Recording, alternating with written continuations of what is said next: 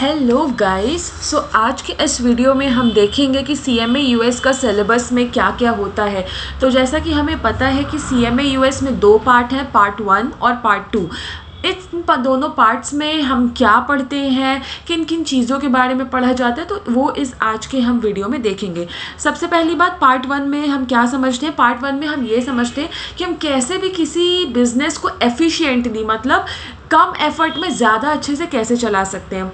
और पार्ट 2 में हम ये समझते हैं कि हम अपने बिजनेस को, अपने रोज़गार को कैसे एक सही तरीके से बढ़ा सकते हैं। Moving on, CMA US part 1 में क्या क्या है। CMA US पार्ट 1 में भी 6 सेक्शंस है, पार्ट 2 में भी 6 सेक्शंस है। दोनों में 6 सेक्शंस है, बट हर एक सेक्शन अलग है। तो अब समझते हैं कि पार्ट 1 में क्या 6 सेक्शंस है। तो सबसे पहले है एक्सटर्नल फाइनेंशियल रिपोर्टिंग। इसमें क्या होता है ना, इसमें हम ये समझते हैं कि जो कोई भी एक बिजनेस है, वो बिजनेस साल के एंड में जब अपना बैलेंस शीट और फाइनेंशियल स्टेटमेंट्स जैसे कि P&L, profit and loss statement, cash flow statement, statement of share holders equity, जब ये सारी चीज़ें बनाता है तो उसको फिर लोगों को कैसे प्रेजेंट करता है, तो इसके बारे में हम CMA US पार्ट 1 के सेक्शन ए में पढ़ते हैं। सेकेंड सेक्शन बी में हम पढ़ते हैं प्लानिंग, बजटिंग एंड फोरकास्टिंग। मतलब very easy example is given that suppose your monthly salary is ₹50,000। Before the month starts you decide how much you will spend on rent, food, travel and savings. That's budgeting. तो planning, budgeting, forecasting में हम क्या पढ़ते हैं, जो कि section B है CMA US part 1 का, कि कोई भी जो बिजनेस है उसके पास जो भी पैसा आया उससे वो कहाँ कहाँ पे कितना कितना खर्च करेगा और कितने और ज़्यादा खर्च होने की संभावना हो सकती है। तो ये हम सेक्शन बी में पढ़ते हैं। Now coming to section C में जो कि है परफॉर्मेंस मैनेजमेंट के बारे में। इसमें हम क्या समझते हैं कि जैसे सपोज करो मैंने सोचा था कि मेरे 90 मार्क्स आएंगे किसी एग्जाम में, बट मेरे सिर्फ 75 नंबर आए।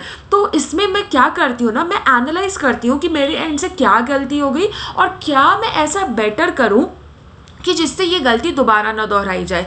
तो सेम वे बिजनेस के कॉन्टेक्स्ट में अगर हम समझे, तो मान लो मैंने अपना सोचा था कि मेरे बिजनेस में इस महीने 1,000 का प्रॉफिट होगा, बट मेरे बिजनेस में सिर्फ 500 रुपये का प्रॉफिट हुआ।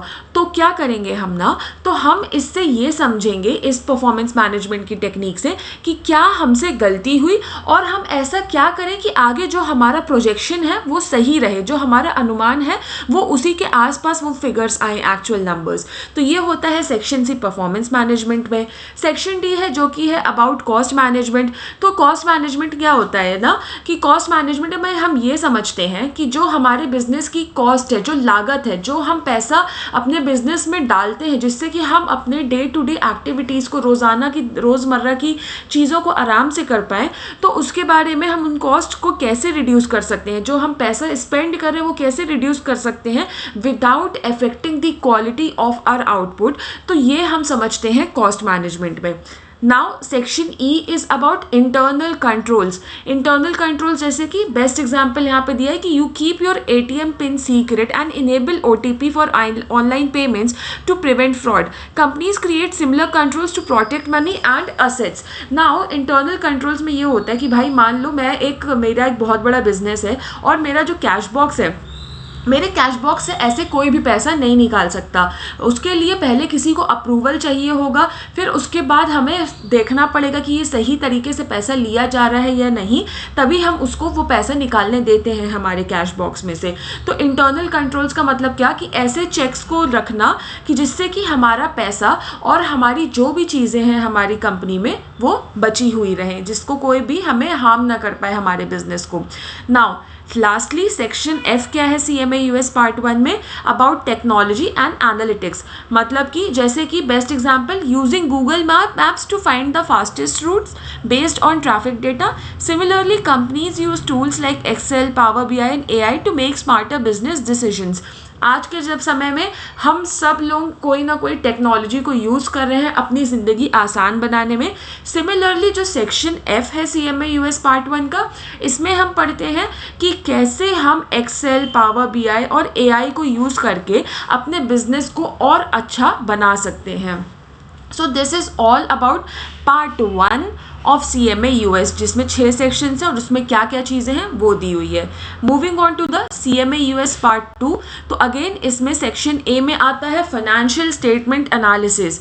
तो इसमें क्या होता है ना कि कंपनी अपने फाइनेंशियल स्टेटमेंट्स, मतलब अपनी प्रॉफिट एंड लॉस स्टेटमेंट, अपना बैलेंस शीट, अपना स्टेटमेंट ऑफ कैश फ्लो, इन सब को देख के समझता है कि भले ही मेरे को आगे कोई भी जाके दिक्कत ना होनी चाहिए बट मैं अभी का वो खर्चा रोक दूँ।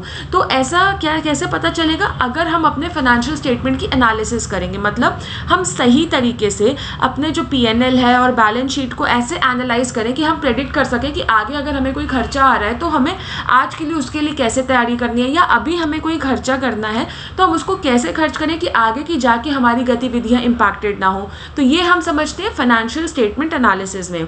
सेकेंड आता है कॉर्पोरेट फाइनेंस। तो कॉर्पोरेट फाइनेंस में क्या होता है कि सपोज एग्जाम्पल की हेल्प से समझते हैं कि you want to buy a car but don't have enough savings, so should you take a loan और wait and save. Businesses face similar financing decisions. मतलब कभी कभी ये होता है ना कि भाई हमें कोई चीज़ खरीदनी है, हमें उसकी बहुत ज़रूरत है, बट कभी हमारे पास पैसे नहीं होते, बट ऑप्शन रहता है कि हम लोन लेके भी वो चीज़ ले सकते हैं। बट बिजनेस में भी तो ऐसी चीज़ें होती है ना। तो कॉर्पोरेट फाइनेंस क्या करता है ना कि बिजनेस को अपने फाइनेंसेस के बारे में पढ़ने में हेल्प करता है, समझने में हेल्प करता है कि भाई कोई भी खर्चा करना हो तो उसको हम तुरंत करें या नहीं करें, या तो लोन लेके करें या कैसे करें। तो कॉर्पोरेट फाइनेंस से हम ये समझते हैं। Third section which is the section C is about decision analysis. तो इसमें डिसीजन एनालिसिस में क्या होता है कि भाई हमें कोई भी बहुत लंबे समय का इन्वेस्टमेंट करना है या कुछ भी करना है, तो हम क्या करते हैं कि हम कंपनी में अपना डिसीजन जो भी बनाना होता है वो हम कैसे बनाएं। तो सेक्शन C में हम डिसीजन एनालिसिस के बारे में पढ़ते हैं। सेक्शन D और the fourth section it is about the risk management. अच्छा, रिस्क मतलब कि क्या खतरा है। अच्छा, जैसे हम लोग हैं तरह तरह के इंश्योरेंस लेके रखते हैं, हेल्थ इंश्योरेंस लेके रखते हैं कि कभी भी भगवान ना करे कुछ भी मेडिकल इश्यूज़ हुए घर में किसी को भी, तो हम बिना पैसे के डर से आराम से उनका इलाज कर पाएँ।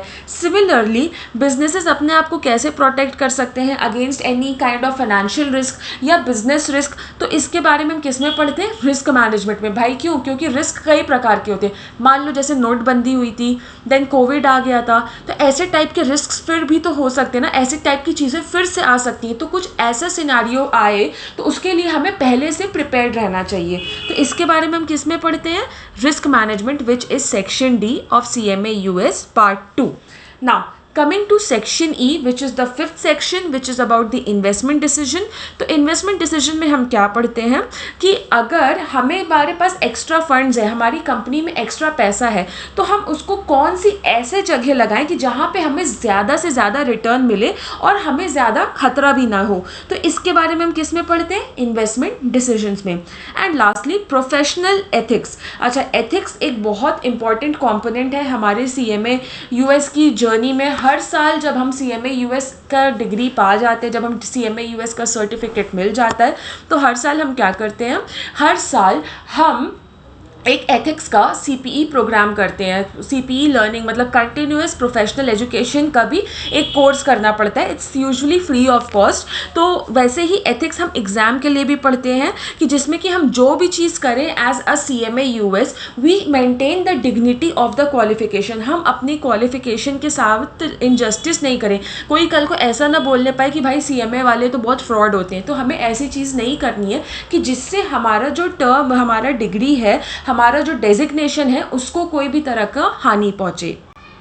ओके, तो CMA US हमें एक्चुअली में क्या पढ़ाता है कि फाइनेंशियल रिपोर्ट्स कैसे बनाएं, बजट्स कैसे बनाएं, रिड्यूस करें अपने कॉस्ट को, खर्चे को कैसे कम करें, बिजनेस की परफॉर्मेंस को कैसे इंप्रूव करें, इन्वेस्टमेंट डिसीजन क्या लें, देन फाइनेंशियल रिस्क को कैसे मैनेज करें, और टेक्नोलॉजी और डेटा को कैसे यूज़ करें, और साथ ही साथ अपने आप को एथिकल कैसे रखें। तो CMA आपको क्या बनाता है ना, CMA teaches you how to think like a finance manager और CFO, not just how to prepare accounts. मतलब सर्टिफाइड मैनेजमेंट अकाउंटेंट बनने से आप सिर्फ एक अकाउंटेंट नहीं बनते हो, बल्कि आपका जो थॉट प्रोसेस है ना वो भी बहुत तरीके से बदल जाता है। तो अगर आपको ये सारी चीज़ें एक्साइट कर रही है, आपको इंटरेस्ट आ रहा है ये पूरा सिलेबस जान के, देन ये क्वालिफिकेशन आपको ज़रूर करनी चाहिए, क्योंकि इसके काफ़ी सारे फ़ायदे हैं। और कोई जानकारी चाहिए आपको CMA US के बारे में, या किसी भी सेक्शन के बारे में, या किसी भी पार्ट के बारे में, please drop the comment in the comment section and I will be more than happy to help you guys out. Thank you so much.